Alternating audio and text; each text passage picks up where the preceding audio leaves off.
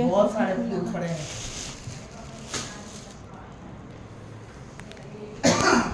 सूत जी बोले, हे ऋषियों, जिसने पहले समय में इस व्रत को किया उसका इतिहास कहता हूँ, ध्यान से सुनो। सुंदर काशीपुरी नगरी में एक अत्यंत निर्धन ब्राह्मण रहता था।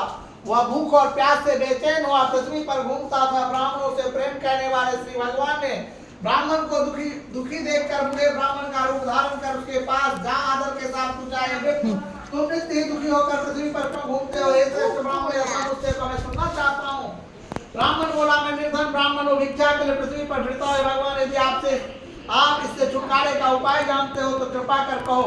वृद्ध ब्राह्मण बोला कि श्री सत्यनारायण भगवान मनवांछित फल देने वाले ऐसे ब्राह्मण तो उसका पूजन कर, इसके करने से एक सेकंड आरुष, मनुष्य सब दुखों से मुक्त होता है। ब्राह्मण को व्रत का सारा विधान बतलाकर बूढ़े ब्राह्मण का रूप धारण करने वाले श्री सत्यनारायण भगवान अंतर ध्यान हो गए। जिस व्रत को वृद्ध ब्राह्मण ने बताया मैं उसको करूंगा, या निश्चय करने पर उस वृद्ध ब्राह्मण को रात में नींद नहीं आई। वह सवेरे उठकर श्री सत्यनारायण भगवान के व्रत का निश्चय कर भिक्षा के लिए चल गया। उस दिन उसको भिक्षा में बहुत अच्छे आदमी बंद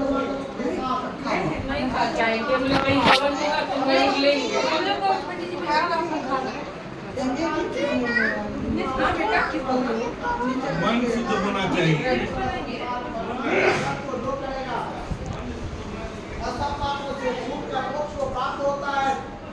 प्राप्त होगा। आगे जो पृथ्वी पर सत्यनारायण भगवान का व्रत करेगा वह मनुष्य सब दुखों से छूट जाएगा। इस तरह नारद जी से नारायण का कहा हुआ यह व्रत मैंने आपसे कहा है विप्रो। अब मैं और क्या कहूँ? ऋषि बोले, मुनीश्वर, संसार के से लेकर किसने इस व्रत को किया है हम सब सुनना चाहते हैं, इसके लिए हमारे मन में श्रद्धा है। सूत जी बोले, जिसने इस व्रत को किया है वह सब सुनो। एक समय यह वृद्ध ब्राह्मण धन और ऐश्वर्य के अनुसार बंधु बांधवों के साथ व्रत करने को तैयार हुआ। उसी